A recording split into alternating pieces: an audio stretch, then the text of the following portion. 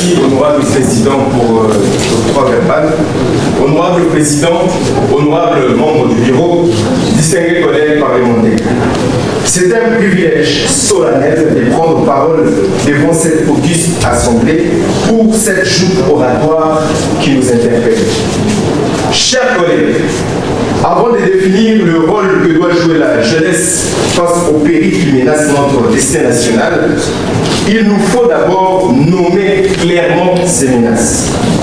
La véritable menace, ce n'est pas d'abord un ennemi extérieur, mais bel et bien l'homme congolais lui-même.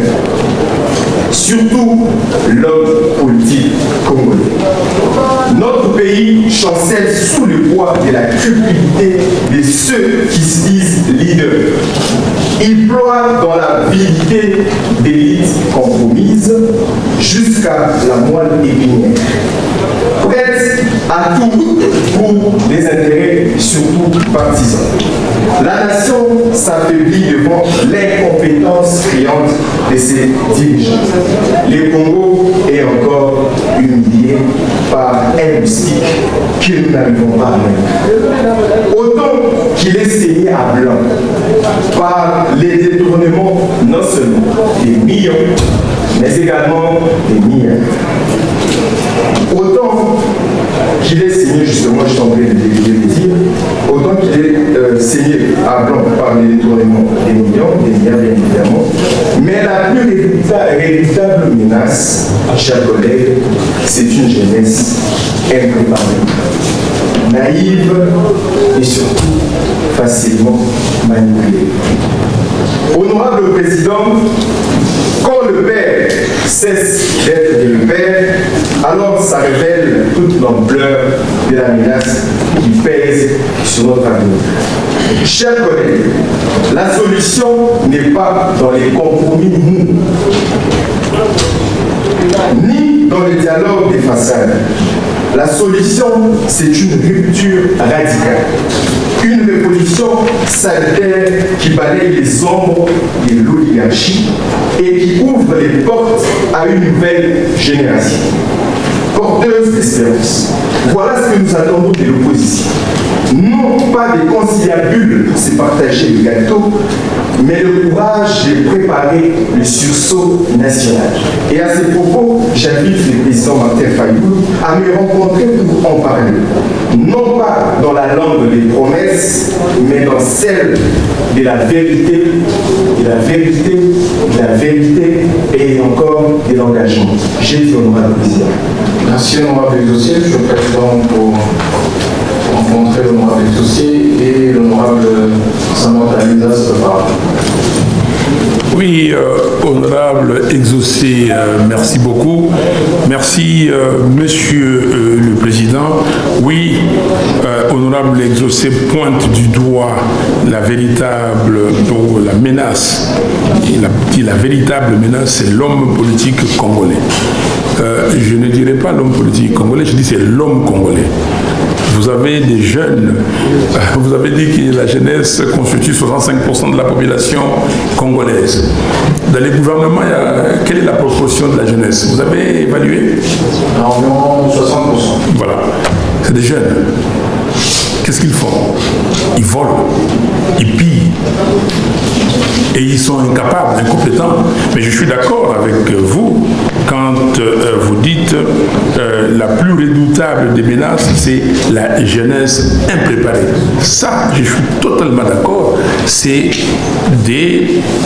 la responsabilité des dirigeants, des aînés.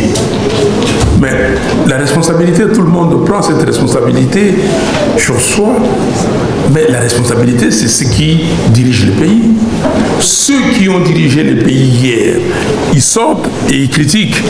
Mais quand ils étaient là hier, ils n'ont rien fait. Quasiment rien fait. Mais quand ils sortent, ils critiquent. Les jeunes, quand ils sont dehors, comme vous ici, vous critiquez. Il faut critiquer. Mais quand ils sont dedans, on aurait voulu que, quand ils sont dedans, qu'ils démontrent autre chose. Donc, voilà. Vous voulez me rencontrer, mais je vous rencontre. Je suis là. Je ne suis pas l'homme de promesses, je suis l'homme pratique. Toute ma vie, c'est une vie pratique.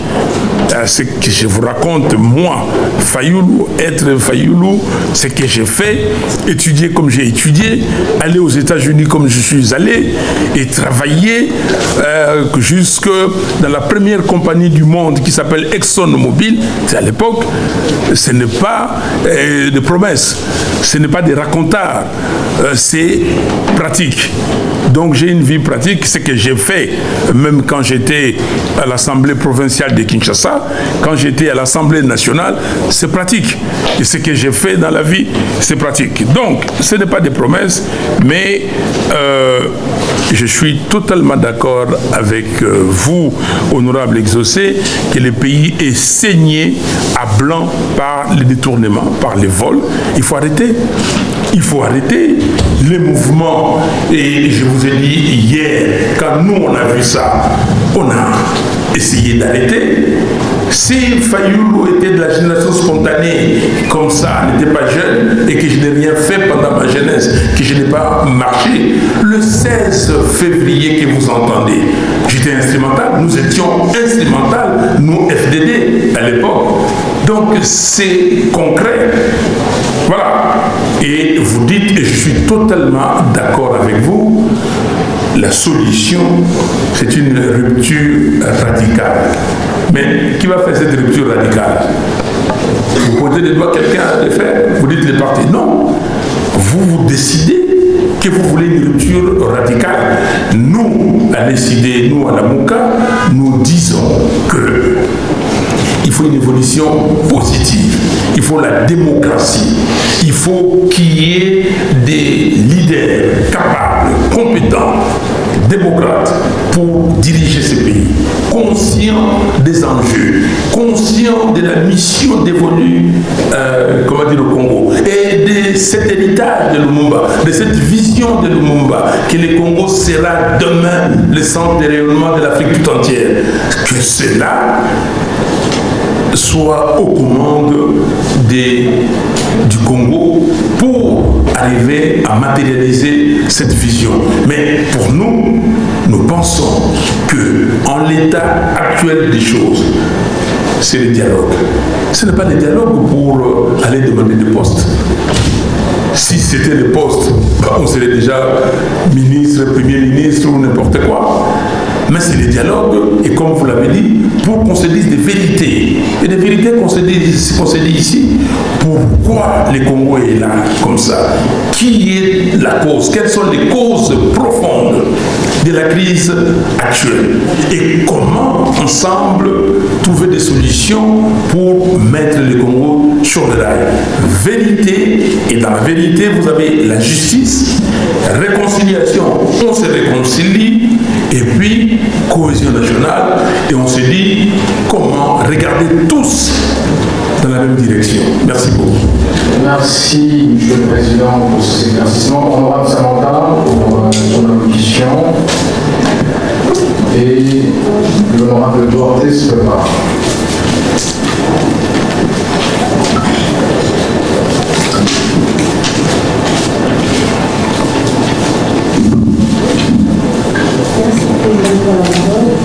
Remontez le micro, s'il vous plaît. Remontez le micro, Madame Samantha.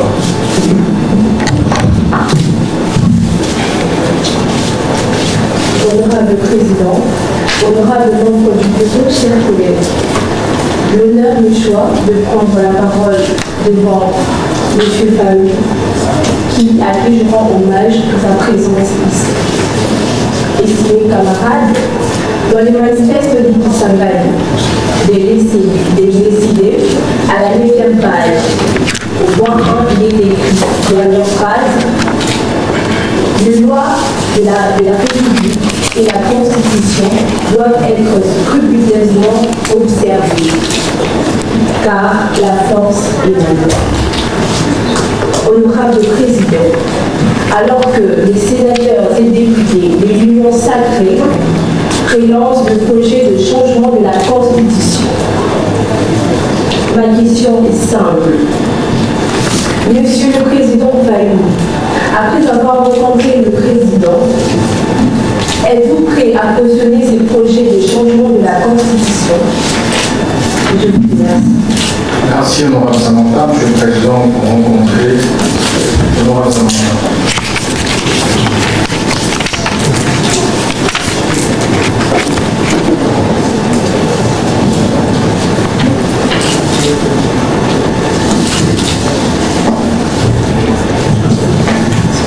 Merci beaucoup, honorable Samantha. Monsieur le Président, chers députés, chers parlementaires, j'ai rencontré Félix Tshisekedi pour lui dire une chose, et une seule chose, que le pays est en danger. Le pays est au bord de la balkanisation. La balkanisation, ce n'est pas demain, c'est là, c'est imminent. Et que la solution idoine pour arrêter ça, c'est que les filles et les fils du Congo se retrouvent, les parties prenantes, et discutent. Et dans ces cadres de vérité, réconciliation, cohésion nationale, sous la direction de nos pères spirituels. Avant de les voir, j'ai vu d'autres personnes, même des présidents africains. C'était pour ça. Et j'ai dit, au sortir de cet entretien, pas devant les micros, mais devant mes amis, moi je suis comme Ronaldinho, parce que je crois que c'est le plus grand dribbleur de ces temps-ci. J'ai dribblé l'équipe adverse, tout le monde. Et je suis arrivé au carré, je voulais marquer le but, le défenseur m'a rasé et je suis tombé et l'arbitre a sifflé le penalty. Et le ballon est là. Et vous, le prêtre, les évêques, les pasteurs, c'est à vous de convertir le penalty pour qu'on puisse avoir ces dialogues. J'ai fait mon travail, oui ou non? Oui. Alors, maintenant, vous me posez la question si je suis prêt à cautionner les changements de la Constitution. Excusez-moi, honorable, j'aime bien dire maman, parce que c'est quand même pour vous donner de la valeur. Honorable, Samantha, vous allez sur TikTok, vous allez voir un posting que j'ai fait et j'ai dit à Félix Tshisekedi, si tu t'amuses et tu continues dans cette velléité maléfique de changer la Constitution, tu me trouveras devant toi.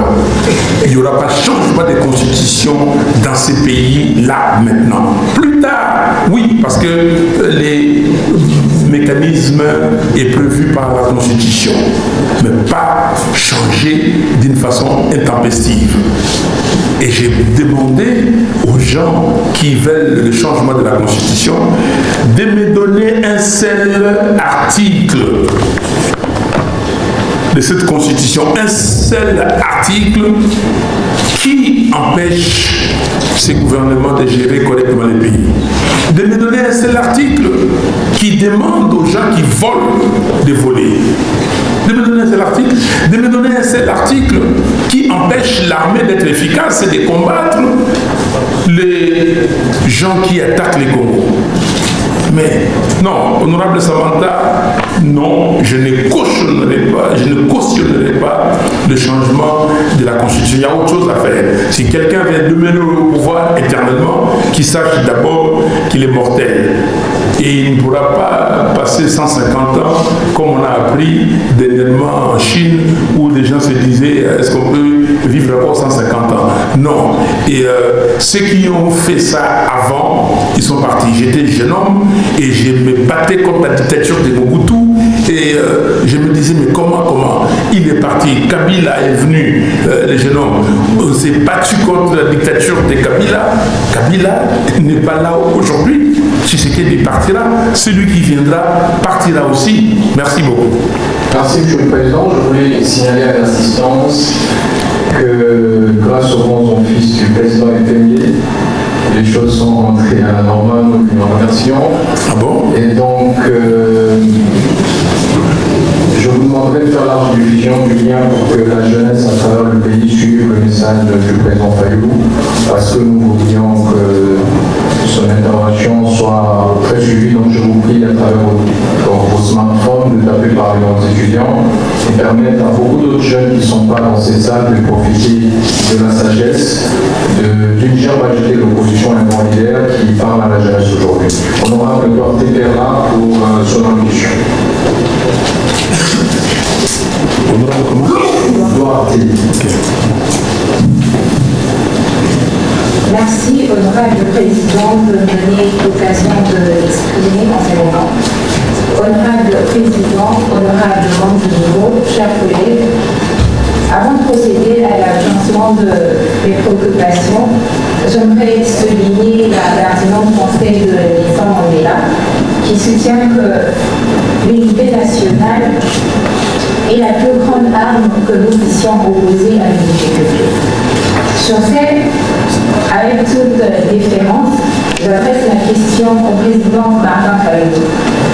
Monsieur le président Martin Fayulu, comment se porte aujourd'hui le camp de la patrie? Monsieur le président, à quoi ont servi les consultations de Freedom House à ces sujets? Et à cette allure, le camp de la patrie ne risque-t-il pas de connaître le même sort que la communauté des urnes restée sans effet? Je cite le président. Merci, honorable Duarte. Je présenterai pour rencontrer l'honorable Duarte qui s'interroge sur le sort du camp de la patrie, à l'instar de la vérité des urnes.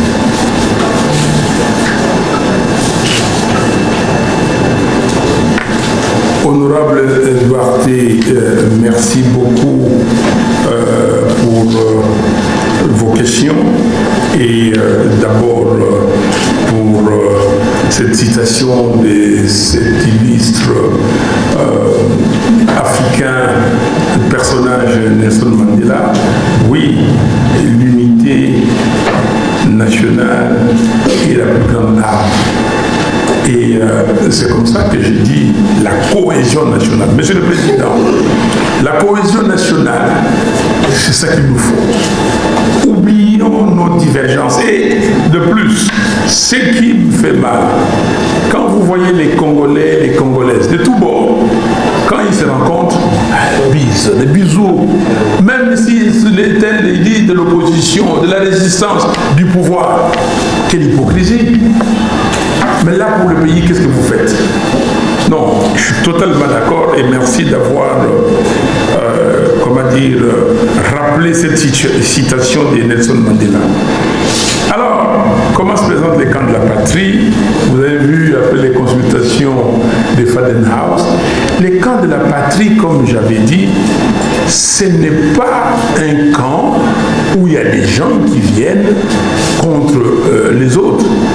Les camps de la patrie n'est pas un rassemblement des partis politiques, des associations et des personnalités pour prendre le pouvoir demain. Les camps de la patrie, ce n'est pas un parti unique. Et du reste, la Constitution prohibe l'institution d'un parti unique. C'est condamnable, c'est puni, donc de peine de trahison. Les camps de la patrie, c'est cette idée-là, c'est la matérialisation de l'article 63 de notre Constitution qui dit, et je cite, tout Congolais a le droit et le devoir sacré de défendre le pays et son intégrité territoriale face à une menace ou une agression extérieure. C'est ça les camps de la patrie. Les camps de la patrie, c'est ce que, honorable Duarte, vous dites l'unité nationale de Mandela. C'est ça les camps de la patrie. Que tout le monde, que nous soyons tous ensemble, que nous regardons notre destinée. Quelle est notre destinée? Quelle est notre vision pour le Congo? Qu'est-ce que nous allons laisser au Congo? Quelle est la place que nous voulons du Congo dans les concerts de nations? on se met d'accord, on dit, on travaille. Et nous travaillons, nous faisons la part. Ceux qui sont là, les contemporains, font ce qu'ils doivent faire et les autres qui vont venir continuent. Les Washington, les Jefferson étaient aux États-Unis, ils ont fait ce qu'ils ont fait et ça continue. Et pourquoi pas nous? Lumumba, Kasavubu et les autres ils ont fait ce qu'ils ont fait. Et c'est la honte pour nous de voir qu'on a eu des anciens comme les Lumumba et les Kasavubu et que nous ne pouvons pas leur arriver à la cheville. C'est honteux. C'est ça les camps de la patrie. Les camps de la patrie, c'est taper à la conscience nationale. Dire, réveillez-vous, chers amis. C'est comme ça que quand nous sommes partis à Genève, on a dit, Lamuka, réveillez-vous. Et regardons tous dans la même direction. Nous sommes attaqués par les Rwandais, nous sommes attaqués par l'Ouganda, on ne parle pas beaucoup. L'Ouganda aujourd'hui fait son affaire à Ituri. C'est le shilling ougandais qui est utilisé dans une grande partie de l'Ituri. Et ils prennent de l'or à gogo comme ils veulent. Et les Rwandais s'enrichissent. Et les Rwandais se permettent de faire ce qu'ils font. Aujourd'hui, il y a les championnats du monde cycliste au Rwanda. On montre l'image. Est-ce que nous sommes incapables de le faire? Nous ne pouvons pas organiser le combat du siècle ici au Congo. Et comment ça s'estompe comme ça, d'une façon drastique, il n'y a plus rien. Et c'est comme ça que je dis, venons, allons-y de l'avant, mettons-nous ensemble. C'est un état d'esprit. Les camps de la patrie, c'est ça. Donc, et les consultations des Fadenhaus, j'aime bien ces termes, les consultations des Fadenhaus, c'est des gens qui venaient poser la question, honorable, comme vous avez posé, c'est quoi les camps de la patrie? Nous voulons, certains disaient, nous voulons, comment dire, adhérer à ces camps, et je vais donner la réponse que je viens de vous donner. Travaillons tous ensemble.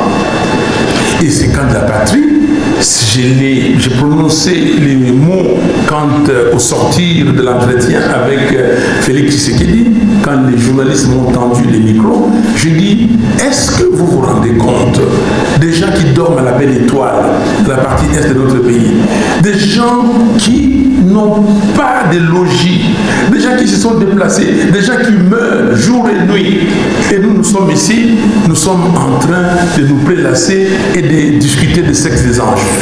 Venons tous, dans le cadre des camps de la patrie, combattre l'ennemi, défendre notre pays. Alors, je termine en disant, vous dites, est-ce que les camps de la patrie n'aura pas le sort de la vérité des urnes? Non, la vérité des urnes, elle est permanente. Qui pense que le combat sur la vérité des urnes est arrêté? Qui? Nous disons, nous allons, je reviendrai peut-être dans d'autres questions, dans les réponses, pour dire, nous voulons, dans ces discussions que nous allons avoir entre frères et sœurs, entre Congolaises et Congolais, discuter aussi de l'organisation des élections dans l'avenir.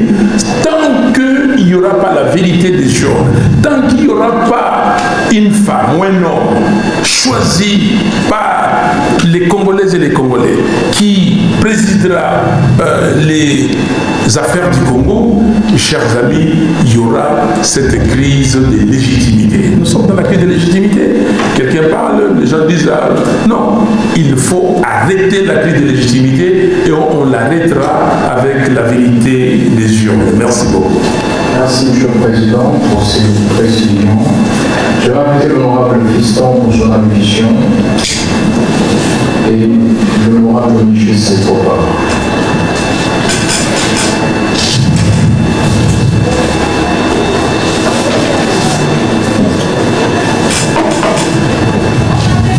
L'honorable Fiston, 2 minutes pour votre ambition. Vous avez la parole. Merci, Honorable Président, pour le droit de la parole. Honorable Président, honorable du bureau, chers collègues, j'ai mesure l'honneur que nous avons aujourd'hui de recevoir le président Martin Fayou dans ce temps du débat républicain où la parole doit rimer avec vérité, cohérence et constance. Honorable Président, l'une de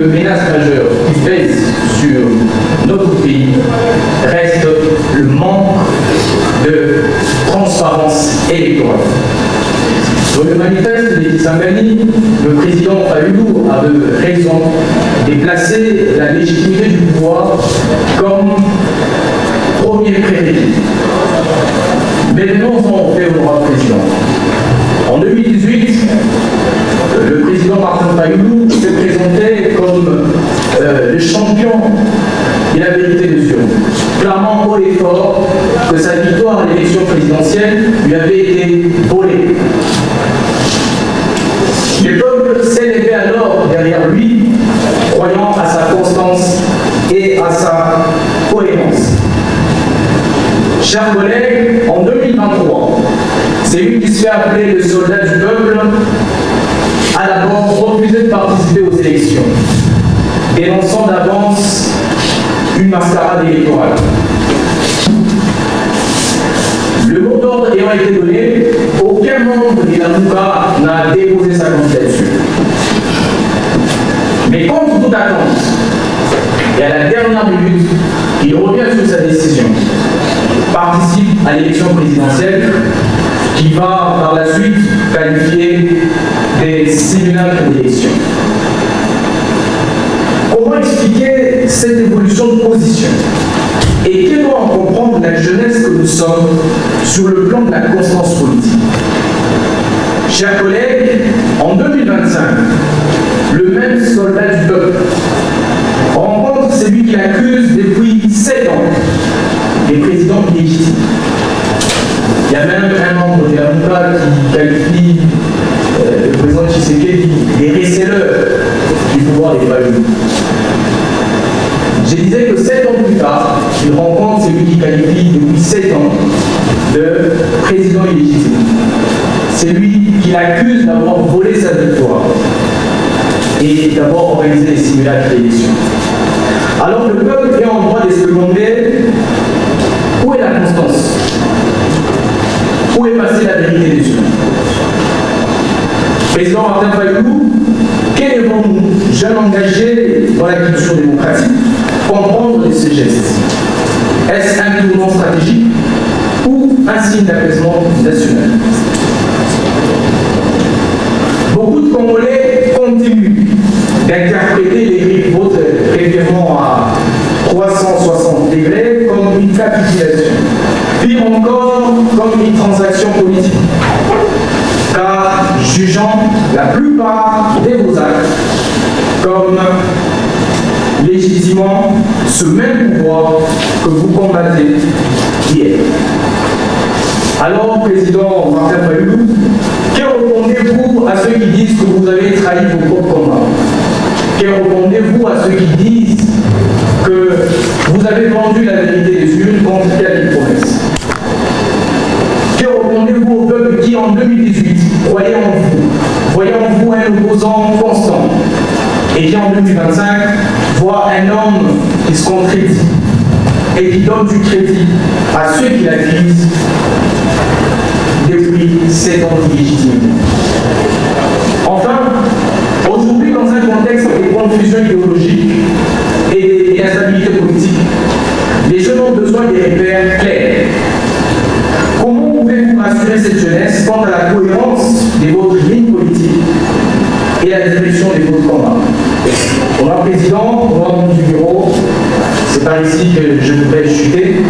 L'histoire retiendra que la cohérence, la constance et la fidélité au principe valent plus que toutes les alliances des circonstances. Car de quel type de leader le Congo a besoin? Le Congo n'a pas besoin de leaders inconstants. Le Congo n'a pas besoin de leaders qui vacillent au gré du vent. Et de quel type de leader le Congo a-t-il besoin? Le Congo a besoin des leaders constants, cohérents, fidèles à leur parole. Et ce, jusqu'au bout. J'ai dit au nom du président. Merci, honorable président. Monsieur le président Fayulu, vous rencontrez l'honorable fiston. Honorable fiston, merci beaucoup pour cet exposé magistral, cette interpellation à mon égard et qui me permet donner quelques éclaircissements. Mais je suis totalement d'accord avec vous et vous attendez que l'histoire retiendra que la constance, la cohérence et la fidélité aux principes valent plus que toute autre chose. Et je suis d'accord et je peux vous dire que je suis parmi ceux, et je peux me réclamer sur ce que vous dites, la cohérence, la constance et la fidélité à mes principes et à mes valeurs. Il y a des choses que vous voyez et je vous demande de suivre ce qui se passe dans le monde. Si vous prenez vos principes et j'aimerais que quelqu'un, et vous-même, honorable fiston, de passer ici et de dire quels sont ceux de mes principes que j'ai altérés. Il faut me le dire. Alors, on va aller dans le détail. Je prendrai un peu plus de temps parce que... merci beaucoup. Et parce que vous le dites bien, la parole doit rimer avec la vérité, la cohérence et la transparence. On voit la trame de votre exposé et c'est toujours cette constance, vérité et cohérence. Parlez de manque de transparence et vous dites que j'étais champion de la vérité des jeunes. Oui, je suis et je continue à les rester. Je suis champion de la vérité tout court. Je suis champion de l'intégrité. Je suis champion de l'intégrité. Je peux mettre comme ça ma mère à mon âge, je l'ai 69 ans bientôt, peut dire, il n'existe personne sur cette terre des hommes, je n'ai pas dit au Congo, sur cette terre des hommes, qui m'a donné un jour un franc indûment, qui m'a corrompu, il n'existait pas. Je travaillais dans la plus grande société du monde. Je pouvais être millionnaire, ExxonMobil. C'est directeur général dans des pays où, si vous êtes là, si vous travaillez au Nigeria, allez demander. Si vous travaillez en Éthiopie, pays enclavé, quand un directeur général, il peut sortir avec combien de millions au Mali? Je ne l'ai pas fait. Donc, et j'ai fait cette proclamation des fois dès l'entame des votes pour vous répondre. En 2023, vous dites refus de participer. Et c'est bien, on l'a dit, heureusement que Yves Badjoko est ici, parce qu'il était dans la commission qui a décidé. Heureusement que Prince Penge est ici, qui est membre de la MOUCA, et qui a participé à la décision. La décision de ne pas aller aux élections, de ne pas présenter les candidatures, ce n'est pas la décision de Fayulu. Vous voulez que je vous dise la vérité? Vous voulez que je vous dise la vérité? Nous sommes partis à Lubumbashi. Il était là, Penge. En avril 2023, toute l'opposition, en tout cas on était M. Katumbi, M. Matata, M. Sessanga et moi-même. Le docteur Mukwege n'est pas venu, mais il était au courant de cette réunion. Et nous avons décidé une chose, que sans l'audit du fichier électoral par un organisme indépendant crédible, nous ne participerons pas aux élections. Est-ce que vous le savez? Vous devez le savoir. C'était publié. Nous avons fait des manifestations. Vous avez fait en mai, nous avons fait une manifestation ici à Ngamba et ça a pris beaucoup d'ampleur. Et puis, arrivé au moment de matérialiser ce que nous avons dit, vous avez dit il faut associer la parole à l'acte, ou l'acte à la parole. Les amis ont dit ah non. Et nous, le 19 juin, au nom du groupe, j'ai fait une déclaration en disant que la MOUCA ne présentera aucune candidature à tous les niveaux des élections si le fichier électoral n'est pas audité. Monsieur Kadima, président de la CENI, a pris peur. Il a convoqué une réunion. Le 30 juin, nous sommes partis à l'hôtel Fleuve Congo. Et là, avec mes amis de l'opposition, nous nous sommes convenus une chose, qu'il fasse faire l'audit du fichier électoral, qu'il continue le processus, et qu'il continue le processus, et que nous puissions aussi enregistrer nos candidatures, mais si l'audit s'avère négatif, on arrête. C'est comme ça que nous nous sommes entendus. Il nous a dit qu'il ne pouvait pas répondre là tout de suite, il devait consulter la plénière. Le même jour, ils sont témoins, je suis rentré dans la salle avec les membres de la MOCA. Puis, j'ai dit, bon, qu'est-ce qu'on fait? On attend que la CENI nous réponde, ou comme on a déjà commencé avec l'élection des députés provinciaux, les enregistrements, qu'on fasse cela. Et je dis aux amis que je vais mettre mon argent à moi, $300 000, pour enregistrer les candidatures. Et s'ils disent non, je perds cet argent-là. C'est pas grave, s'il n'y a pas d'audit. J'étais seul dans cette position. On était 55 personnes. Tous, ils ont dit non, on n'enregistre pas. Est-ce que c'est Fayoulou? Mais c'est Fayoulou aussi parce que c'est la décision collective. Alors, donc, vous avez déjà cette réponse. C'est la décision collective d'avoir, de chercher la transparence des élections. Alors, pourquoi je me représente? Et vous êtes jeune, vous allez apprendre, il faut apprendre aussi. C'est comme ça qu'il faut regarder telle position, pourquoi telle position. Depuis, comment dire, la table ronde, pourquoi on a pris telle position, pas telle autre, la conférence nationale. Pourquoi on se présente? On ne s'est pas présenté pour aller gagner. On s'est dit, d'abord, on va se présenter, on va demander dans la commission stratégique à laquelle Yves Badioko a participé, est venu avec cette proposition. On va demander qu'on fasse rouvrir les enregistrements pour la députation nationale et la députation provinciale. Et il y a des gens qui disent, mais s'ils refusent, il y en a qui disent, s'ils refusent, on ne pose pas non plus, on ne dépose pas la candidature pour la présidentielle. Il y a d'autres qui disent, s'ils refusent, on dépose. Sur 12 parties de la MOCA, 8, on dit non, on dépose. On dépose pourquoi? On dépose, et c'est comme ça que Seth Kikouni, qui était membre de la MOCA à l'époque, qui a dit qu'on ne dépose pas. Et un autre gars qui était à Lubumbashi, qui a dit qu'on ne dépose pas. Maître Nico Maengele qui a dit qu'on ne dépose pas. Seth Kikouni et ses membres et un autre Chivava, ils sont partis, ils ont quitté la MOCA, ils ont dit que non, nous sommes stricts, on ne dépose pas. Nico Maengele a dit que non, moi je me rallie à la position de la majorité, il est revenu. Et on dépose pourquoi? Parce que nous avons déjà compris toutes les manœuvres qui ont été faites pour la tricherie. On savait que dans les bureaux de vote, c'était le directeur d'école, c'était les membres de l'Union sacrée, que tout était fait, qu'on avait mis des dames, des vieilles dames qui savaient lire et écrire, et des papas, quand une vieille dame qui ne sait pas lire et écrire vient, cette dame-là vient, on dit, vous voulez qui? Et puis eux, ils votent. La dame ou le monsieur. Donc, nous savions. On s'est dit, on va troubler ces mécanismes. Si nous décidons d'entrer, ça va changer. Et par le fait que nous avons décidé d'entrer, ils ont donné des machines à tout le monde. Vous n'avez pas vu des machines?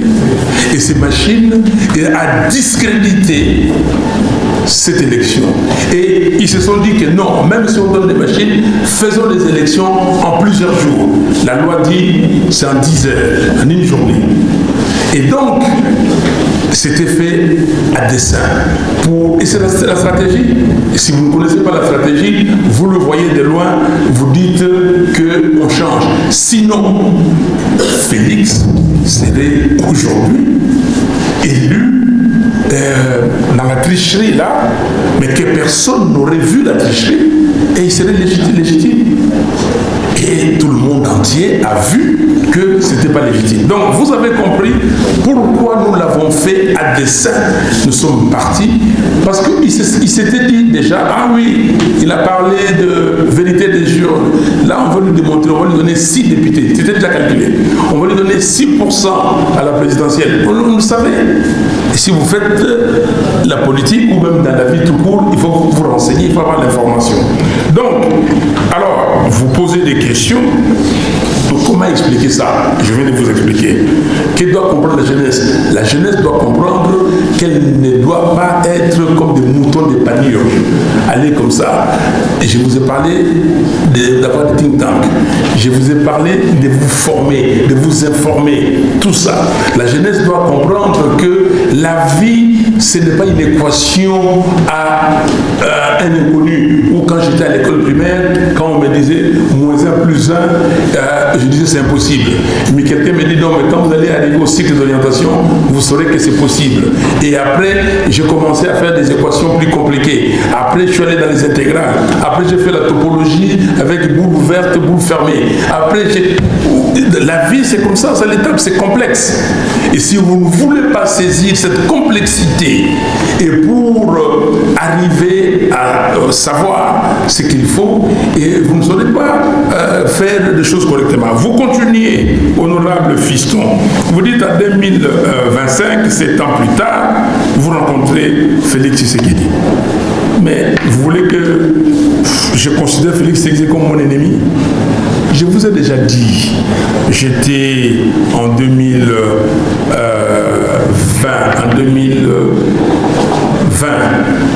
j'étais à Washington. Je dis que j'avais pardonné.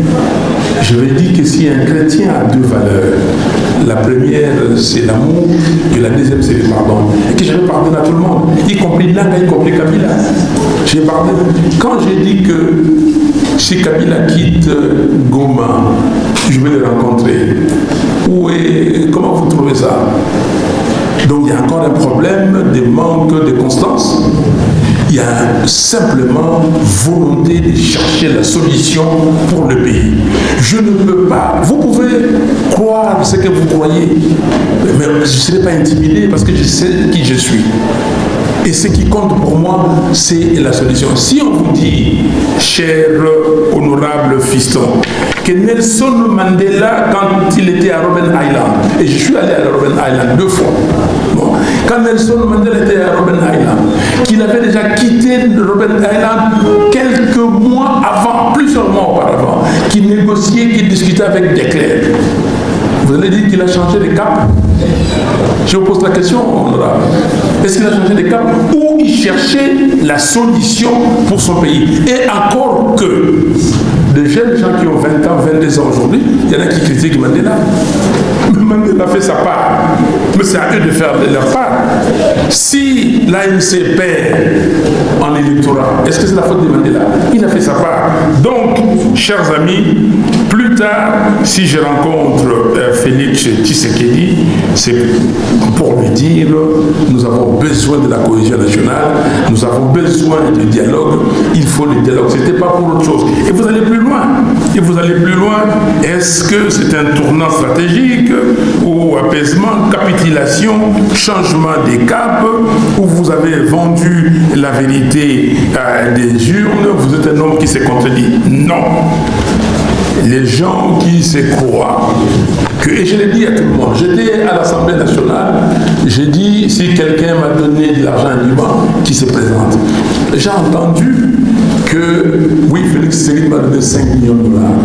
Après, ils ont quitté, ils ont donné 13. Et après 15. Vous avez entendu ça, non? Et vous avez gardé ça. Quand j'ai vu Félix Tshisekedi, je lui ai posé la question devant les gens, il était là. Vous avez dit à tout le monde qu'il m'avait donné de l'argent. 5 millions, 13, 15 millions. Chers amis, et aujourd'hui, s'il a réellement donné, je l'ai dit ici, qu'ils disent, Fayoulou, tu es mon grand frère, mais je t'ai donné, et qu'ils viennent. Il n'existe pas. Je regarde tout le monde. Je dis, je vous regarde en face. Le problème du Congolais, votre problème, je considère que ce n'est pas mon problème parce que je ne suis pas comme ça. C'est que, pas certains d'entre vous, mais ceux qui sont corruptibles, corrompus, qui peuvent voler, c'est qu'ils sont voleurs. Ils croient que moi je suis voleur. Mais lui aussi, on a appris, excusez-moi de vous pointer des doigts, mais on a appris que l'ami, comment vous appelez? Katia, il a pris l'argent quelque part là, mais ça s'est vérifié. Et maman, il y a comment on a dit? Lys. Mais ça s'est vérifié aussi que Lys, bon, tout ça. Et on dit que, papa, Yves dit, mais Katia a pris, Lys a pris, moi, si on me donne, moi, je veux prendre. Moi, je veux prendre, si on me donne. Mais il n'a pas que le président, il y a des soupçons. Qu'est-ce qu'il dit? Ah non, lui il a pris, elle a pris, moi je veux prendre, donc le président aussi a pris. Arrêtez ces raisonnements simplistes. Il y a des gens qui ne prennent pas, qui ne prendront pas. Et essayez aussi d'étudier les gens, c'est ce que font les autres. Prenez la vie des gens. Moi, là où je suis né, c'est connu. Les écoles où j'ai étudié, depuis l'école primaire, c'est connu. Cycle de natation, c'est connu. Là où j'ai travaillé, ici, c'est connu. Les collègues sont là encore. Il faut savoir l'honnêteté des gens. Donc, je termine en disant, oui, l'histoire retiendra la cohérence. L'histoire retiendra que, je ne sais, c'est l'histoire. Je ne demande pas à vous. À vous, ce que je souhaite, ce que je veux, qu'on réussisse à sortir ce pays du trou. Et l'histoire retiendra. Donc moi, avec les contemporains, vous croyez ce que vous croyez, c'est à vous. Mais les gens qui propagent les mensonges, ils savent ce qu'ils propagent. Il y a un qui a dit que mon papa était sénégalais. Ok, après, je l'ai vu en train de dire, ah non, on nous a instrumentalisés. Mais c'est vous-même, c'est toujours vous-même. Donc, l'histoire est têtue. Et je termine, Kofi Olomide disait que la vérité vient par... Non, c'est coupé. Kofi Olomide dit que la vérité, le mensonge vient par l'ascenseur. La vérité vient par les escaliers, mais elle arrive. Merci. Merci beaucoup, Monsieur le Président. La vérité, les qui bakati micro, bien. Alors, nous allons accorder la parole à l'honorable Miché pour son allocution. On va continuer quoi qu'il advienne. Honorable Miché. Pardon?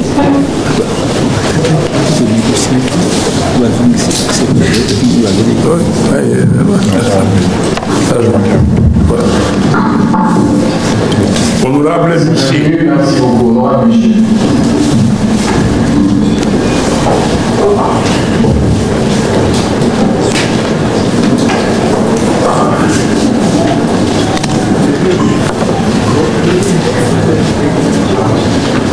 Vous avez la parole, honorable Miché.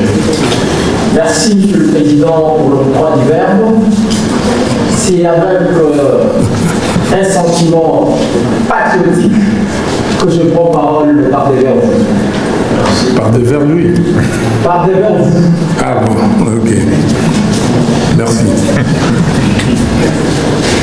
Honorable Président, honorable membre du bureau, chers collègues, nous venons de suivre minutieusement l'intervention du président Martin Fayulu Madidi, que nous saluons. C'est vraiment des leçons que nous apprenons. Mais, honorable président, nous retenons qu'il promette le changement, mais il change d'alliance à chaque séance sous prétexte que la politique est dynamique. Et l'on réalise qu'ils crient pour leur parti, mais négocient pour leur parti. Honorable Président, je vous le dis en vérité, la République démocratique du Congo est menacée par l'opposition. Je vous le dis en vérité, la République démocratique du Congo est menacée par l'opposition. Inefficace, inactive et improductive. Peut-être c'est la raison pour laquelle le président Félix Tshisekedi a qualifié l'opposition Yapete, opposition Yanzala. Chers collègues, pendant que notre peuple souffre du manque d'eau, d'électricité, de routes praticables, pendant que notre peuple endure la cherté des vies, les embouteillages, les inondations et la salinité, que fait l'opposition? Des communiqués, des tweets et de points de presse. Voilà les réactions. Nous sommes au 21e siècle. Chez moi, à Sobolunda, par exemple, il n'y a pas de route. Il n'y a pas d'eau. Devons-nous continuer à manger des tweets? C'est ça votre réaction. Honorable Président, M. Martin Fayulu, où sont les manifestations populaires pour défendre le panier des aménagères, pour dénoncer la flambée du dollar, pour exiger la paix et la baisse du transport? Vos amis ont choisi l'exil en attendant un hypothétique dialogue qui reste chimérique à mon ignoble avis, parce que À votre... à mon ignoble avis, les dialogues restent Pourquoi chimériques. votre avis doit être ignoble? Parce que, À mon humble avis. à mon humble avis, Bah, votre ignoble. Allez-y. allez-y, honorable Michel. Et donc, les dialogues restent chimériques. Et ils ont retrouvé leur place ailleurs, à l'exil. Tandis que le peuple souffre, lui reste abandonné à son pied de sort. Pour ce faire, j'ai à ce sujet 3 questions précises à vous poser. La première question, pourquoi l'opposition ne respecte-t-elle pas la loi qui l'organise? La deuxième question, pourquoi persiste-t-elle dans des divisions? Et la troisième question, la dernière, pour que je finisse, que répondez-vous à ceux qui vous accusent d'avoir trahi les combats en rencontrant le président Tshisekedi? Là, je fais allusion aux opposants. Je dis et je vous remercie. Merci, honorable Michel. Monsieur le Président, Fayulu pour rencontrer l'honorable Michel dans cette interrogation.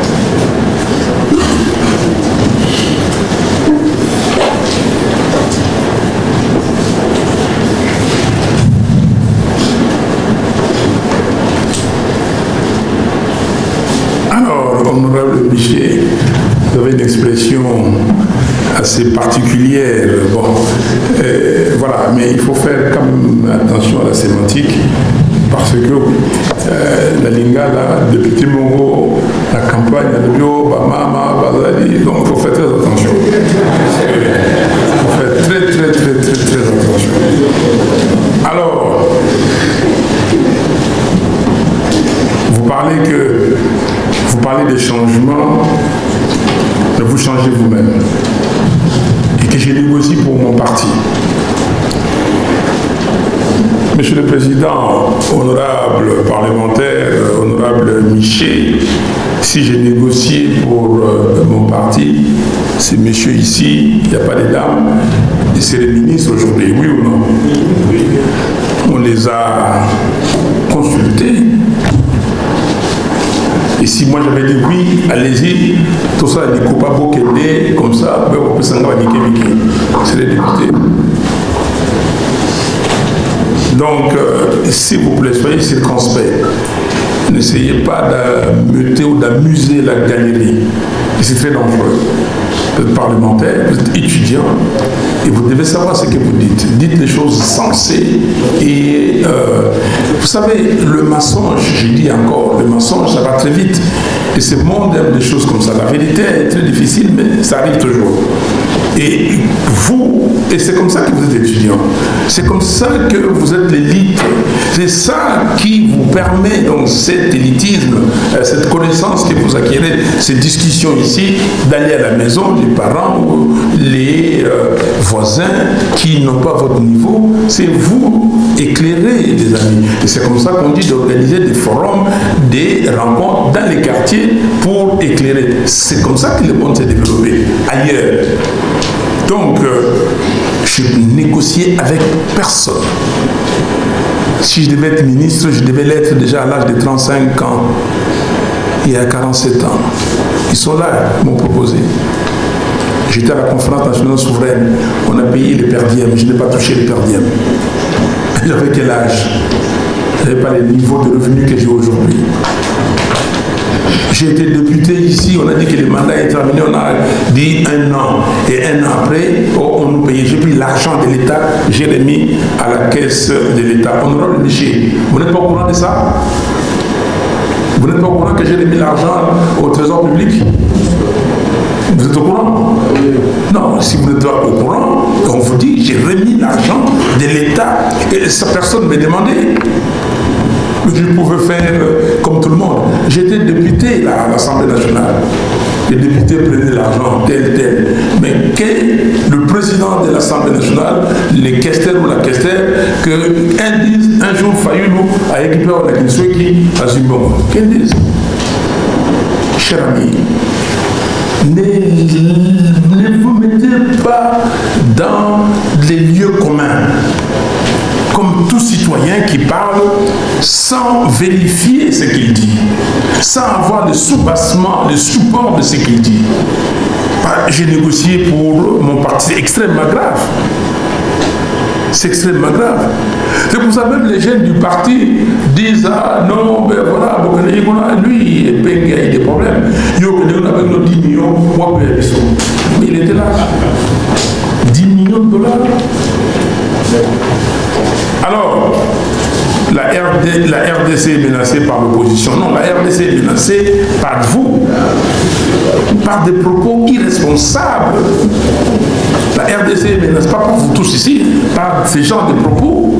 La RDC est menacée par sa population qui ne veut pas être mature. La RDC est menacée par sa jeunesse qui ne veut pas prendre sa responsabilité. Qui est ces jeunes? Parce qu'il y en a qui sont venus me voir. Pour dire, mais allez-y, allez voir Félix Tshisekedi, allez voir les autres, allez voir tout le monde. Mais faisons la vérité ici. De quoi on parle? Si vous voulez amuser la galerie, vous voulez distraire les gens pour les envoyer à Couillonville et vous faites des choses, allons-y et soyez distraits. Moi, je ne suis pas distrait. Donc, pendant que notre peuple souffre, que fait l'opposition? On fait des communiqués, on fait des tweets, mais qu'est-ce que vous faites? Moi j'ai reçu la balle de ça ici. Vous avez reçu une balle? J'avais votre âge, j'ai marché ici, la place Victoire. On m'a pointé comme ça, on va vous tuer. La place Victoire, on a tué des gens, j'ai vu des gens tomber devant moi. Combien de fois j'ai vu des gens tomber devant moi? Qu'est-ce qu'on fait? J'ai organisé des manifestations, Tchangou, là-bas, on nous a tabassé, tout ça, là, sous le régime Tshisekedi. Vous n'avez pas vu ça? Et vous avez participé? Si j'appelle demain la manifestation, vous viendrez? Est-ce que vous viendrez? Donc, oui, certains viendront. Je ne dis pas non, parce que dans ces manifestations, il y a des gens. Mais, comme on dit à Lingala,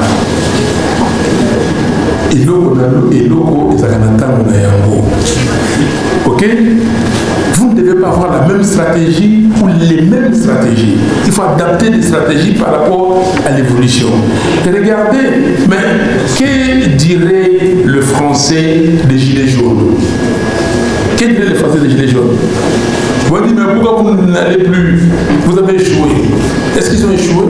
Il y a une période, ils ont marqué le temps, ils ont fait ce qu'ils ont fait.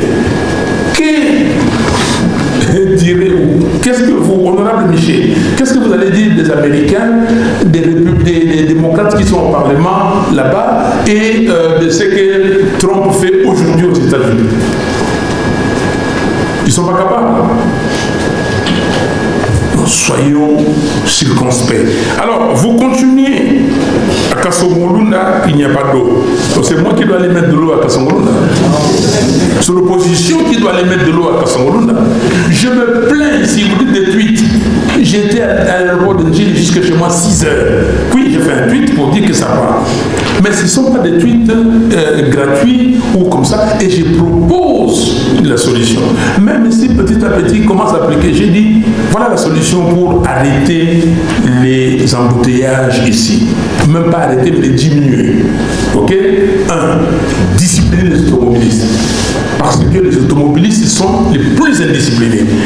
Vous êtes là, il y a des feux. Ici, il y a des feux. Mais pendant qu'il y a les feux rouges, tout le monde veut passer. Mais les feux passent, boum, ça bloque, et puis c'est le blocage total. Est-ce que ça, c'est la faute de qui? Parce qu'il n'y a pas de loi. Madame, tout à l'heure a dit dans les manifestes, la loi, l'ordre. Donc, il y a l'indiscipline, il faut discipliner les gens. Et c'est facile à faire.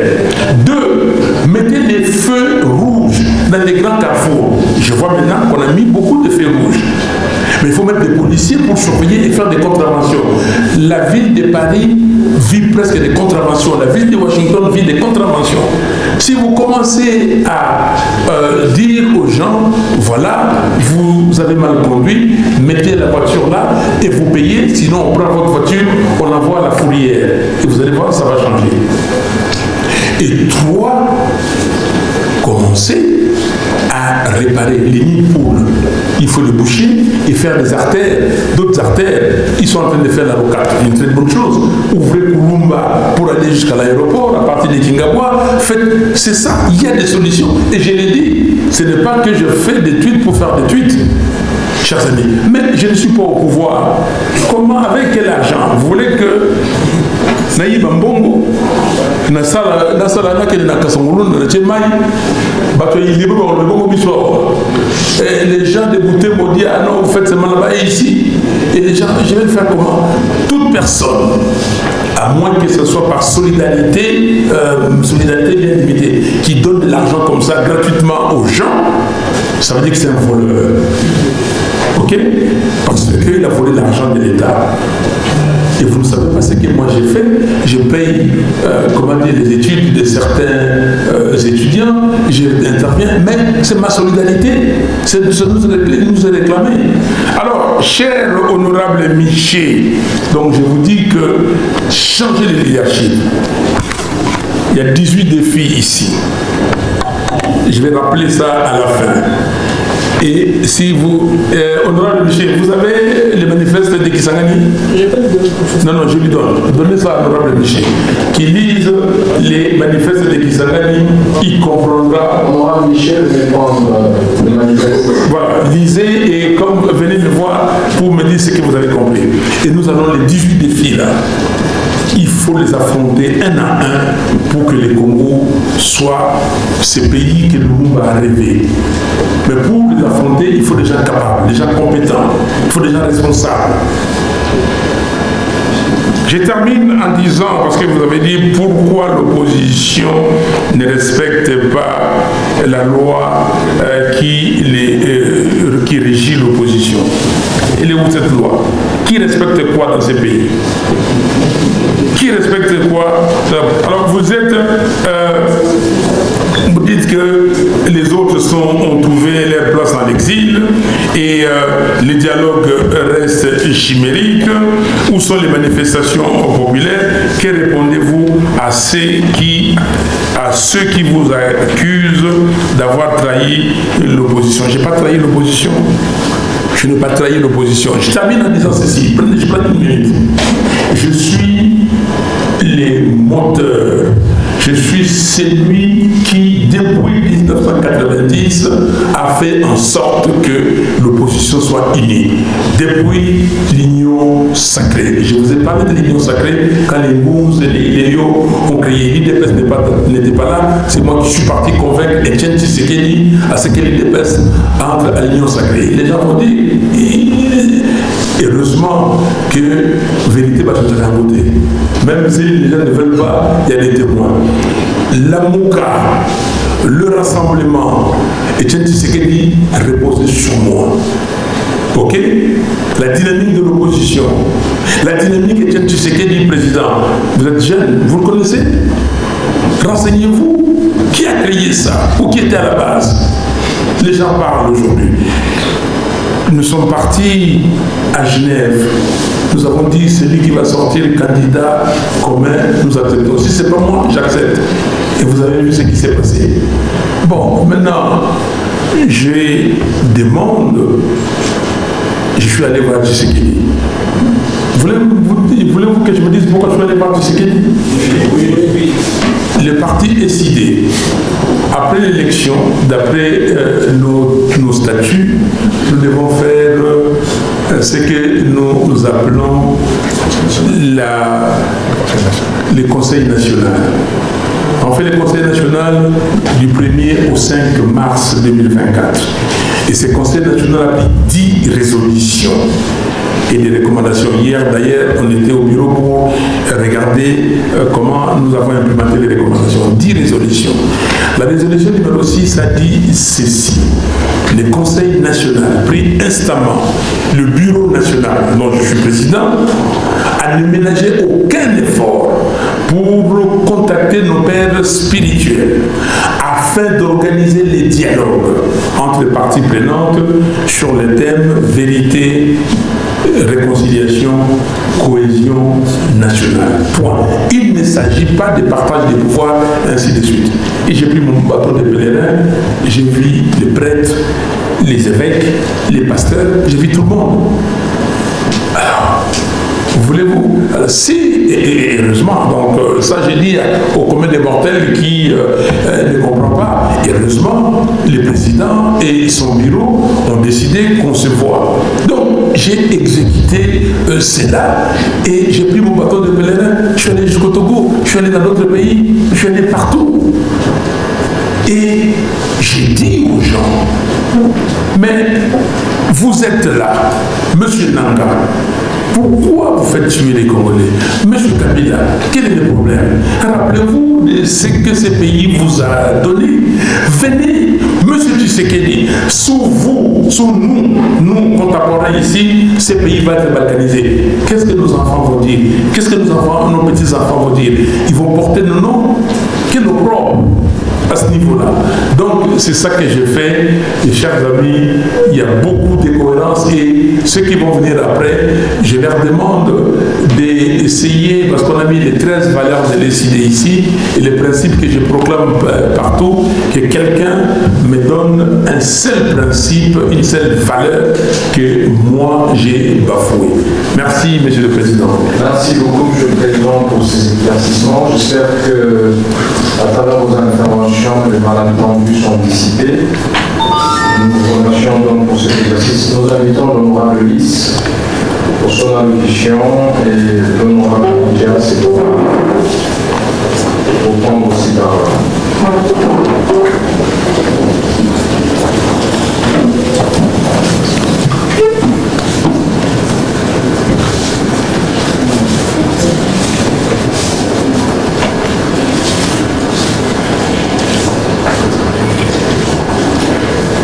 Honorable Lys Daibeka Woloba, moi je suis un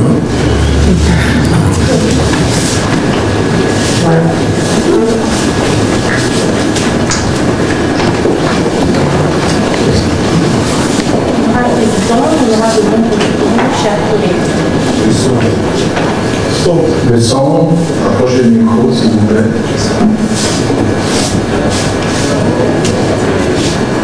Il y a des moments dans la vie d'une nation où les silences deviennent un péril et où la parole partagée devient une délice. Aujourd'hui, parlez un peu plus fort. Répétez, il y a des moments. Il y a des moments dans la vie d'une nation où les silences deviennent un péril et où la parole partagée devient une délice.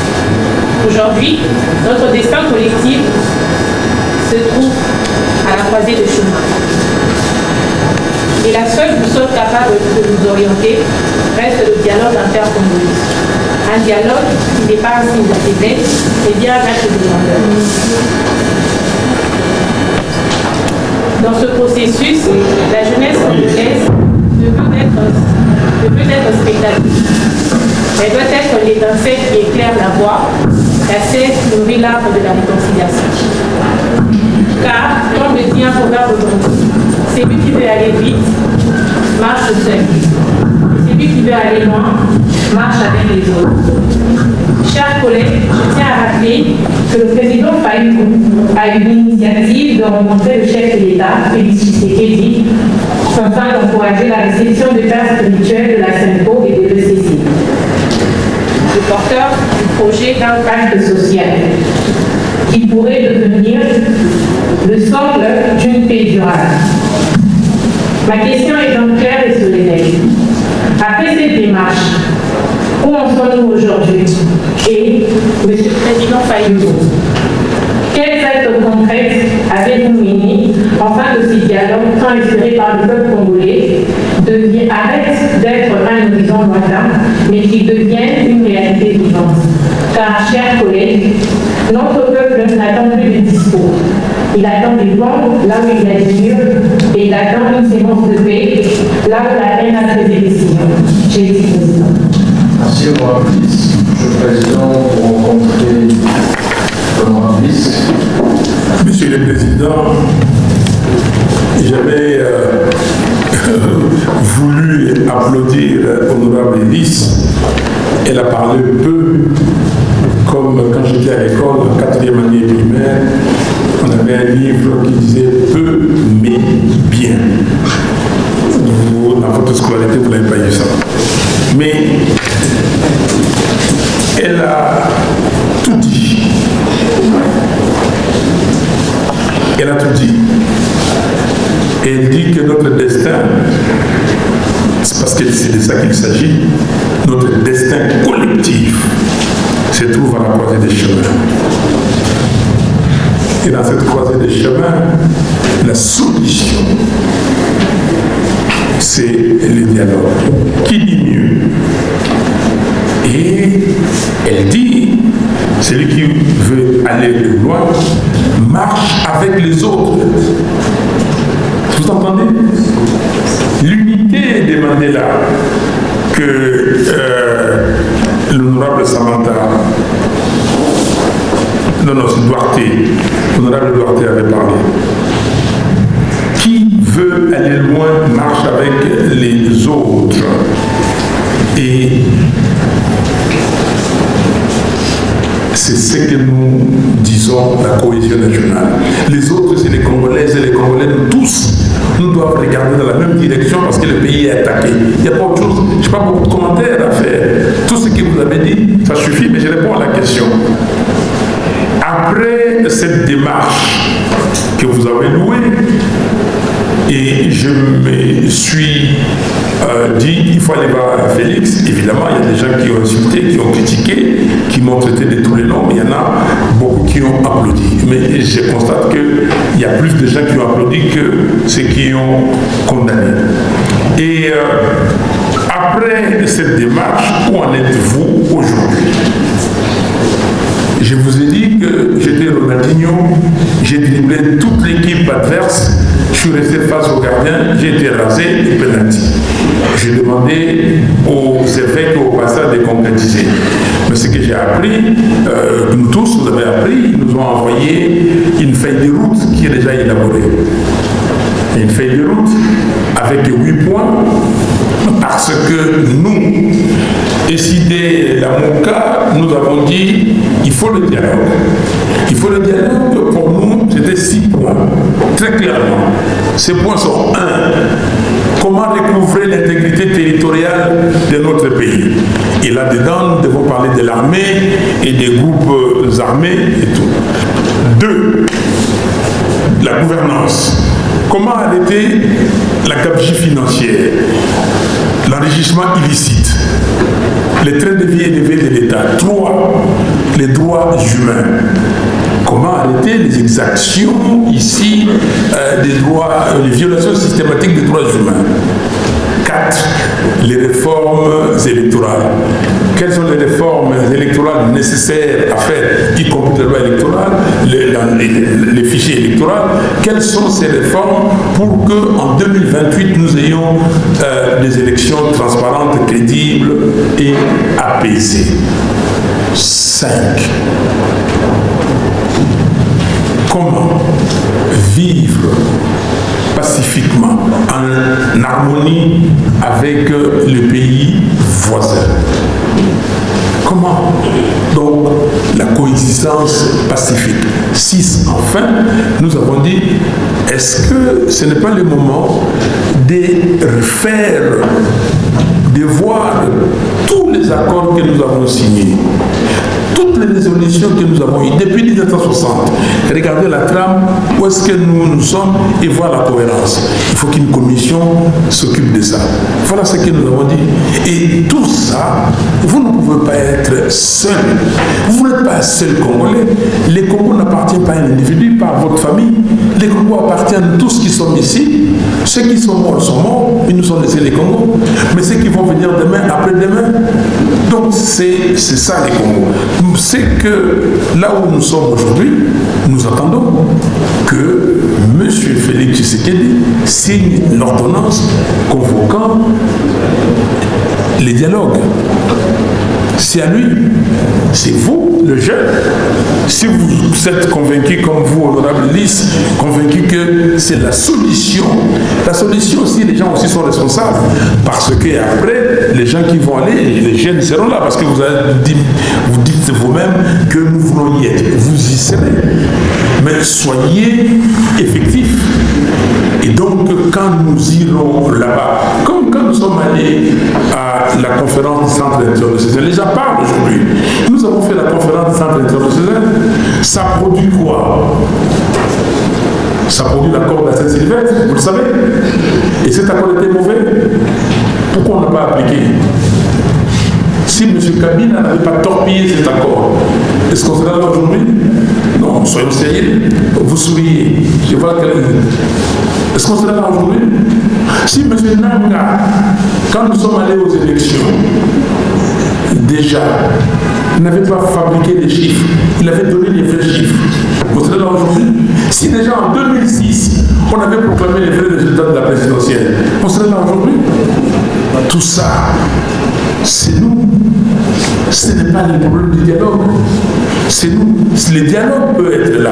La conférence nationale a eu lieu. 724 actes. Ces actes-là n'ont pas été matérialisés. Pourquoi? Parce que le peuple en mouvement, conférence, et après, le peuple a oublié. C'est ça l'intérêt de ce genre de rencontres. C'est ça l'intérêt d'interpeller les gens. Je suis interpellé, on s'interpelle et nous disons qu'est-ce que nous faisons. Honorable, les actes concrets que j'ai posés, je continue à dire aux gens qui peuvent influencer, il faut les dialogues. L'acte concret, on nous a invités en Afrique du Sud. Il y avait un dialogue là-bas organisé par la Fondation Thabo Mbeki. Mais nous, au sein de la MOCA, nous avons trouvé que c'était un moyen de court-circuiter les dialogues d'ici. Et nous avons écrit pour dire, s'il vous plaît, la Fondation Thabo Mbeki, encouragez plutôt le processus de Kinshasa, le dialogue de Kinshasa. Et du reste, on a vu pas de visa, pas de ceci, tout était programmé précipitamment et nous avons compris qu'il y avait un problème. On pose beaucoup d'actes, on discute et ça c'est un acte que je pose, que j'ai accepté de venir vous parler pour éclairer la lanterne des millions de concitoyens. Merci. Merci beaucoup, Honorable Président. Nous allons prendre l'honorable John Sassongo, ensuite l'honorable Arria. Honorable John, votre allocution.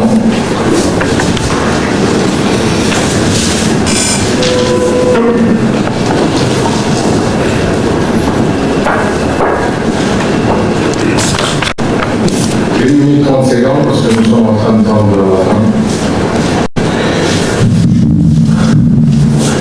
Honorable Président, ça serait plus qu'un crime de lèse-majesté si avant tout propos et commentaires sur le sujet, je commence par vous dire merci de ce grand honneur que vous nous faites du haut de cette grande tribune. Et sans vous remercier également pour l'intérêt que vous attachez complètement avec votre bureau à cet échange d'une envergure assez considérable. Honorable Président, nous avons suivi minutieusement l'intervention du Président Martin Fayulu, que nous saluons en passant.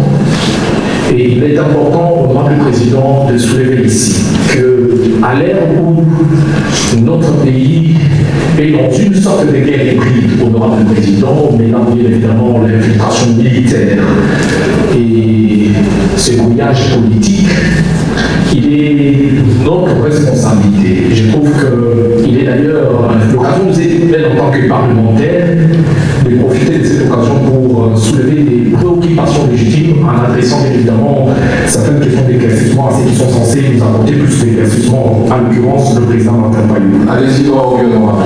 Honorable Président, en suivant le président Martin Fayulu, le président Martin Fayulu dit ici, du haut de cette grande tribune,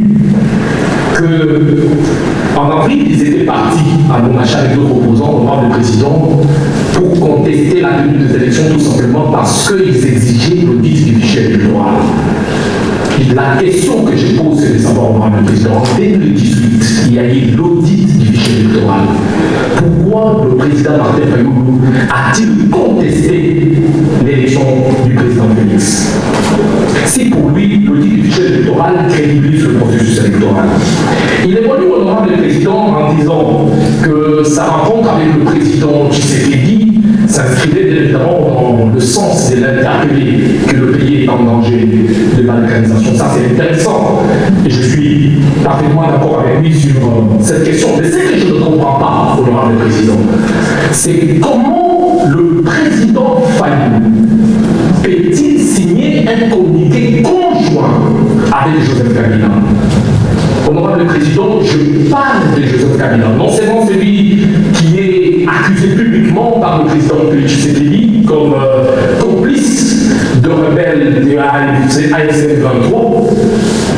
Je ne parle pas de Joseph Kabila qui est tout simplement aujourd'hui devant notre justice, quelle que soit sa maladie, en pleine instruction des dossiers pour atteindre la sécurité nationale. Je parle de Joseph Kabila, honorable président, qui est l'incarnation d'une idéologie, d'un régime que M. Fayulu a combattu toute sa vie. Comment est-ce qu'il peut se permettre aujourd'hui, honorable président, de signer un communiqué conjoint avec quelqu'un qu'il a combattu pendant son mandat? Je suis en train de chuter, honorable président, en adressant bien évidemment quelques petites préoccupations à M. Fayulu. Qu'est-ce que vous nous comprendre, président Fayulu? Que vous partagez désormais la vision de Joseph Kabila. Si c'est cela que nous avons besoin de le découvrir aujourd'hui. M. Fayulu, dites-nous, êtes-vous devenu aujourd'hui l'allié de ceux qui déstabilisent le pays aujourd'hui? Si vous êtes devenu un allié de ceux qui déstabilisent le pays, dites-nous, président Fayulu. Dites-nous, monsieur le président Fayulu, quels sont vos rapports avec Joseph Kabila aujourd'hui? Comment se comporte-t-il d'ailleurs? Parce que je vous estime avec ce communiqué conjoint que vous êtes en contact permanent avec lui. Honorable président, pour chuter, honorable président, ces questions sont dites d'extrême importance. Et surtout lorsqu'il s'agit d'un leader politique de cette envergure. Nous avons compris. Non, moi je quitte. Nous sommes au Parlement. Honorable président, protégez-moi. Allez-y. Tolérance, s'il vous plaît, tolérance. Tolérance, mais je suis honorable John. Nous étions tantôt disant, honorable président, que ce n'est pas de la politique lorsqu'il s'agit d'un leader politique de cette envergure qui accepte, honorable président, un leader qui se réclame du peuple, mais qui accepte, honorable président, de s'aligner avec quelqu'un que son même peuple considère ou prend pour responsable, honorable président, de tant de souffrances à l'est de notre pays. Monsieur Martin Fayulu, pour clôturer, je voudrais vous dire que c'est de la trahison lorsque vos paroles d'hier ne sont pas en accord avec les actes que vous posez aujourd'hui. Nous avons dit au président. Non, citez-les. Donnez-moi les paroles d'hier. Donnez les paroles et les actes. Il y a une vidéo virale qui circule où M. Fayulu dit clairement, où il traite, honorable président, tous ceux qui s'associent avec Joseph Kabila comme des sorciers. C'est lui qui l'a dit. Et aujourd'hui, il est associé avec Joseph Kabila. Devons-nous considérer dans cette comme un sorcier, honorable président? Merci beaucoup.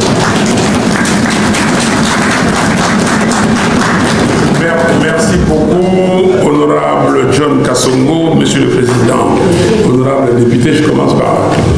Et vous allez me traiter des sorciers aussi et des trahisons, comme j'ai vu Tshisekedi et ce que j'ai dit hier pour Tshisekedi. Vous allez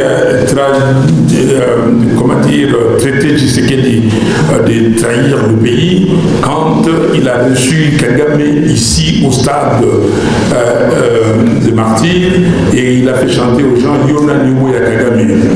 Ok? Non, cher ami, encore, j'ai vu avec cette verbe oratoire ce que vous dites. Non, vous ne m'intimidez pas et je ne pense pas que ce que vous avez dit avec beaucoup de vigueur a de la consistance. Parce que en avril de... Non, j'arrive, je vais détruire vos arguments un à un.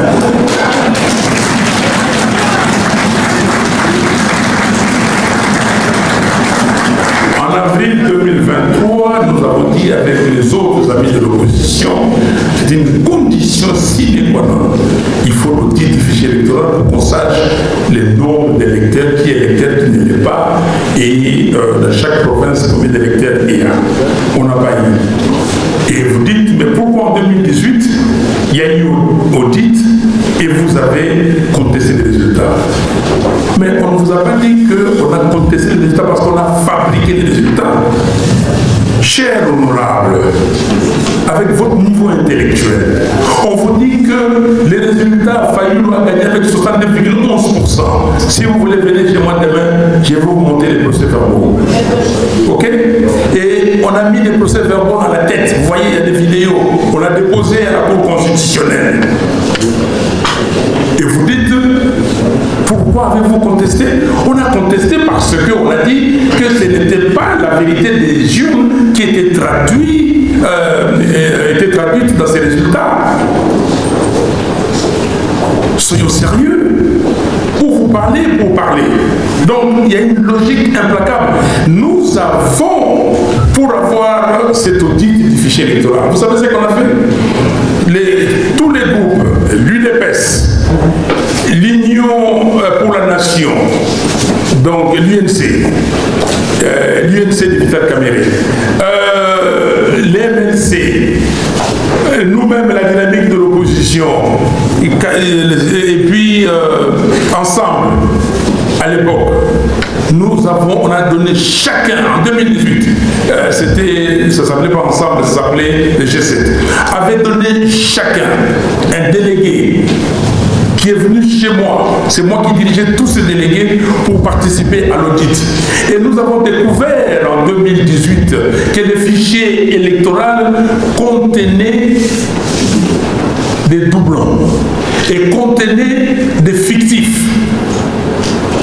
Il y avait plus de 16% des gens qui étaient là et qui n'avaient pas les 10 empreintes voulues. 16%. Et 6% des gens qui avaient soit une empreinte, soit deux, mais pas la totalité. Donc 22%. On a dit que non, il y avait des fictifs, il fallait nettoyer. Et rappelez-vous, vous êtes jeune, peut-être si à cette époque, nous avons accepté de participer aux élections pendant qu'on était à la campagne. Nous avons continué la campagne et nous avons exigé qu'on extirpe ces doublons-là. Mais on utilisait les noms aujourd'hui, les noms qu'on utilisait. C'est fictif. Qu'on extirpe ces fictifs-là. Mais après, dans nos renseignements et tout ça, nous avons vu que nous pouvons gagner parce que nous allons mettre des témoins. On a mis 220 000 témoins partout et nous avons eu des fichiers. Donc, j'ai pris un peu de temps pour vous expliquer ça. Alors, comment le président Fayulu peut-il signer un communiqué conjoint avec Joseph Kabila, les pestiférés, l'incarnation d'un régime, pestiféré c'est moi qui dis, mais vous avez dit l'incarnation d'un régime que Fayulu a combattu. Bon, si vous signez un accord avec Kabila, ou un communiqué, pardon, signer un communiqué ou discuter avec Tshisekedi, honorable John Kassongo, si demain on dit que le Congo est en train d'être détruit, il est en train d'être détruit totalement, mais qu'il y a un ennemi là qui était de l'autre côté, mais cet ennemi là s'est converti, là, en ce moment-là, il dit que non, il peut vous aider à ce que le Congo ne soit pas totalement détruit ou ne soit pas simplement détruit. Vous allez signer avec lui ou pas? Vous allez laisser vous dire non, quand on est ici, la carte dans la Kanda et Bandoki, on continue la Kanda, c'est ça le panier à crabe que vous avez. Moninga Matate, j'ai signé les communiqués à Kabila. Du reste, c'est Sanga et moi qui avons écrit ces communiqués. Nous avons demandé à plusieurs de signer. Nous avons signé ces communiqués, vous savez pourquoi? Parce que cette déclaration des principes de Washington du 25 avril est une déclaration dangereuse. Ça donnait, ça renforçait l'accord cadre d'Addis Abeba dans son point sur les engagements de la région, où on dit que la République, donc il faut une coopération active jusqu'au niveau où on peut exploiter en commun les ressources naturelles du Congo. Vous allez accepter ça? Vous allez accepter ça? Non. Que les ressources naturelles du Congo, qui appartiennent au Congo, qui sont sur le territoire congolais, qu'on exploite ça avec les autres? Moi je dis que c'est grave. Il faut arrêter ça. Et nous avons arrêté. Mais il faut arrêter ça. Si Kabila met sa signature pour qu'on arrête ça, vous voulez que je dise non? Cher ami, vous voulez que je dise non? Mais si Kabila m'amène et dit que non, allez soutenir les M23 et à l'Alliance Fleuve Congo à l'Est, je ne peux pas accepter. Mais là, nous l'avons fait pour sauver le pays, pour sauver notre richesse. Et c'est pour cela que vous avez vu dans la déclaration de Washington après, c'est point 6, parce que c'était le point 6 dans l'accord des principes, dans la déclaration de principes.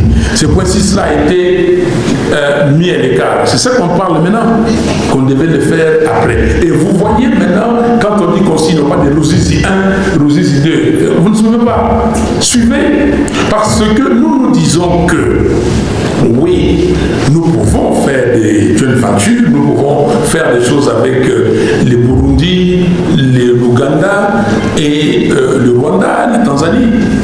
Mais faisons-le dans le cadre de la CPGL. Est-ce que la CPGL c'est aujourd'hui? C'est Mobutu qui a créé la CPGL. CPGL, Communauté économique des pays des Grands Lacs. Faisons-le pour gérer les ressources communes, frontalières communes. Pas les ressources d'un pays qu'on cherche ensemble. Mais si quelqu'un veut venir, il est d'une nationalité, n'importe laquelle, créer une société au Congo et selon les droits congolais, on n'en disconvient pas. Voilà, cher honorable John Kassongo, pourquoi nous avons signé cette déclaration pour arrêter M. Félix Tshisekedi et dans ce qu'il est parti là-bas pour vendre nos ressources naturelles au Rwanda. Et vous n'avez pas épinglé ça? Allez rentrer chez vous, googlez, prenez l'accord de principe, regardez le point 6 et prenez notre déclaration et je vais vous laisser mon numéro de téléphone et dites-moi ou dites aux autres parlementaires ici ce que vous allez trouver là-bas. Donc, soyons sérieux. Alors, que devons-nous... Et je continue à insister, hein, Et demain, aujourd'hui, mais vous ne dites pas, tu sais qu'il a dit qu'il négocierait jamais avec les M23 et tout ça, il est à Doha, il discute avec eux. Mais qu'est-ce que vous dites? Bon, peut-être c'était comment on dit, une formule, ok, c'est un style qu'il a dit ça, mais quand le pays est en danger, quand il y a des solutions qui est là, Zelensky et Poutine, vous me croyez que demain ils ne parleront pas? Combien de choses que le président Trump a dit et puis qu'il a vu que la réalité était différente, il s'est ajusté. Combien de fois? Soyons sérieux. Même, alors si vous êtes des saint-nitouches, écoutez, bon, ben, dites-nous votre sainteté, prouvez-le-nous. Donc ici, nous travaillons pour le pays, il y a des choses qu'on décide à un très haut niveau, et là, je l'ai violé, et j'ai prouvé simplement que je n'ai pas de rancune, il n'y a pas de rancœur. J'ai prouvé ce que je déclare, je suis un chrétien qui a ces deux valeurs fondamentales, l'amour et le pardon. J'ai vu Tshisekedi dans le même sens. On m'a posé cette question sur France 24 et les filles, Monsieur Fayulu, vous avez signé avec le parti des Kabila. Ça, c'était quand le 20 novembre 2024, mon secrétaire général et Prince Epeng dans les cadres de son parti ADD Congo et les autres ont signé avec les partis membres du FCC. Nous avons signé contre le changement de la Constitution. Nous avons dit, alors vous ne voulez pas qu'on signe, quelqu'un vient ici, il dit que lui, il est Seko, et il va rester là-bas, le Congo lui appartient, il change la Constitution quand il veut, et vous avez, et un ami a dit ici, un honorable parlementaire, il a dit, c'est lui qui veut aller loin, honorable Ellis, marche avec les autres. Donc ces autres-là pensent la même chose. Non au changement de la Constitution, vous dites que moi je suis un solitaire, je marche en solo, j'ai fait cavalier seul. Non, vous avez faux. Donc, honorable, je termine en disant que vous parlez de s'allier, si je suis devenu allié de ceux qui déstabilisent les Congos. Qui déstabilisent les Congos? Je peux vous démontrer qu'il y a des gens qui sont au gouvernement qui déstabilisent les Congos. Je peux vous démontrer que Félix Tshisekedi est parmi les gens qui déstabilisent les Congos. Je peux vous le démontrer. Si vous voulez, je prends 5 minutes, je vous démontre par A plus B. Qui déstabilise les Congos? Ils sont nombreux. Je peux vous démontrer, il y a des gens que vous ne soupçonnez pas qui déstabilisent les Congos. Oui, Kabila déstabilise les Congos. Je suis le premier qui avait dit que quand Kabila était au pouvoir, qu'il y avait des pions tapis dans les institutions de la République. Oui, oui, c'est très important, cher ami. Des pions tapis dans les institutions de la République, des pions inconscients et des pions conscients. Il y a des gens qui allaient commander les gars dans Ngoulou, il y avait, et je l'ai dit, jusqu'aujourd'hui, il y a des pions tapis dans les institutions. Donc, ce n'est pas de la trahison. Mes paroles, comme vous les dites, j'avais dit sur le changement de la Constitution. Ok? Très simplement, que ce Bochab avait dit le changement de la Constitution ou l'inaddition de la nation. Et j'ai dit à ces gens-là, sont des sorciers parce qu'ils veulent changer la Constitution. Comme il y en a aujourd'hui, je les traite de sorciers aussi, ceux qui sont dans les régimes actuels. Mbata, professeur Mbata, était avec moi. Je fais des conférences avec lui partout, ici à Kinshasa, à l'université de Kinshasa. Nous sommes allés jusqu'à Washington. Et Mbata a dit, comment voulez-vous qu'un individu s'appelle l'autorité morale? Et c'est aujourd'hui les chants. Mbata, professeur d'université. Est-ce que vous trouvez ça normal? Cher ami, s'il vous plaît, et je vous appelle à étudier, à préparer vos leçons, à préparer vos interventions, à vous documenter. Prenez, je peux vous donner les tas de discours. Je parle chaque 30 juin, je parle chaque 30 décembre, depuis 2019. Je fais des tweets, comme vous avez dit. Et regardez, vous allez voir une logique implacable dans mes interventions. Merci beaucoup. Merci, Monsieur le Président. Je voudrais signaler à l'assistance que cette conférence passée en direct sur GMR TV, c'était l'offre de M. Claude Malnois qui est en tournée maintenant en Europe pour parler du livre qu'il a écrit sur le génocide congolais. Les équipes techniques me signalent, M. le Président, que nous avons dépassé extrêmement les temps d'antenne, on est à 3 heures du temps. Il faudra qu'on puisse arrêter au regard des dispositions logistiques. Donc je voudrais, avant de vous accorder la parole pour un petit mot de la fin, rappeler à ceux que nous suivent maintenant que nous avons commencé par une introduction du président Fayou qui a rappelé les menaces auxquelles font face notre pays et le rôle que la jeunesse devrait jouer. La jeunesse est donc appelée à rester debout, résiliente, comme les exemples que le président Martin Fayou a donné lui-même et son parcours dans la jeunesse pour réconforter, motiver et dire aux jeunes que le destin de notre pays repose sur nos épaules. Nous sommes la force du présent et l'espoir de l'avenir. Il nous faudra prendre ces destins à bras-le-corps et nous battre tous azimuts pour que aucun périmètre carré de notre territoire national ne soit cédé, que notre souveraineté soit respectée par tout le monde, mais que surtout notre destin des grandeurs et des puissances puisse devenir une réalité. Après, ça a suivi des questions-réponses qui ont permis aussi à M. Martin Fayou d'éclairer les entendants sur son action politique, sur ses positions, sur ses démarches. J'espère que bon nombre trouvent ici l'attente par les éclaircissements qui ont été donnés. Monsieur le Président, vous avez quelques minutes pour un mot de la fin à l'assistance aux Congolais qui vous suivent en ligne. Ils sont plus de 5000 connectés sur YouTube. À ceux qui vous suivent à la télévision, qu'est-ce que vous leur dites? On va aller à la séance.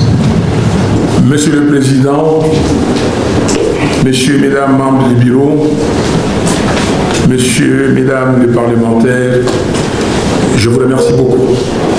Je vous remercie pour la franchise de vos propos. Et j'ai aimé l'ambiance. J'ai joué les jeux. Ok? Et vous n'êtes pas venu ici pour faire des complaisances. Vous avez dit ce que vous pensez et je vais vous donner des réponses.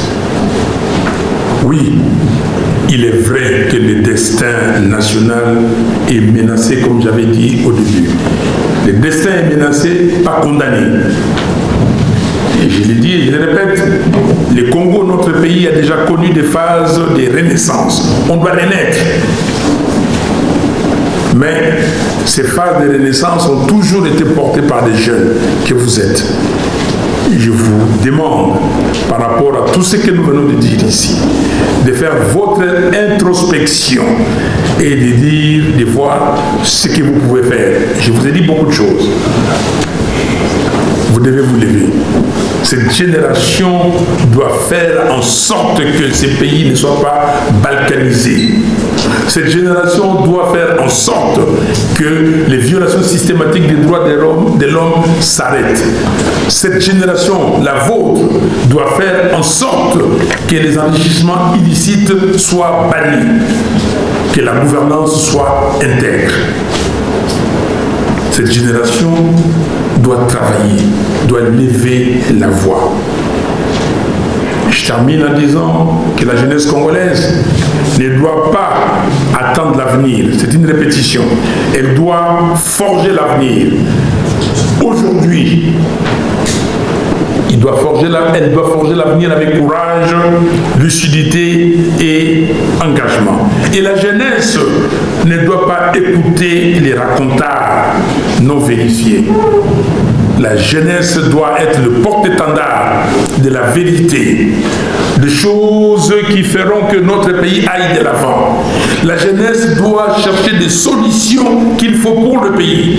La jeunesse doit regarder ce qui se passe dans d'autres pays et amener des solutions pour notre pays. Et aujourd'hui, la solution pour moi, c'est la cohésion nationale. Et la cohésion nationale passe par le dialogue national inclusif pour créer ces camps de la patrie. Et les camps de la patrie qui va baliser le chemin pour l'avenir de notre pays. Votre avenir, l'avenir de vos enfants et de vos petits-enfants. Que Dieu bénisse les Congos, que Dieu vous bénisse. Merci beaucoup.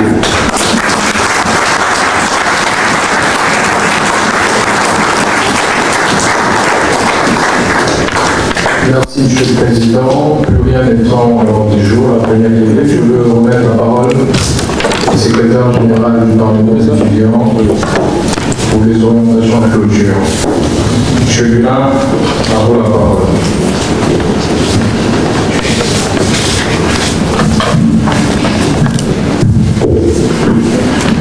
Merci, Monsieur le Président, pour la parole accordée.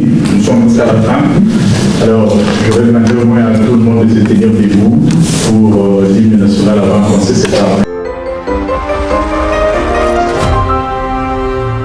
Parlement des étudiants.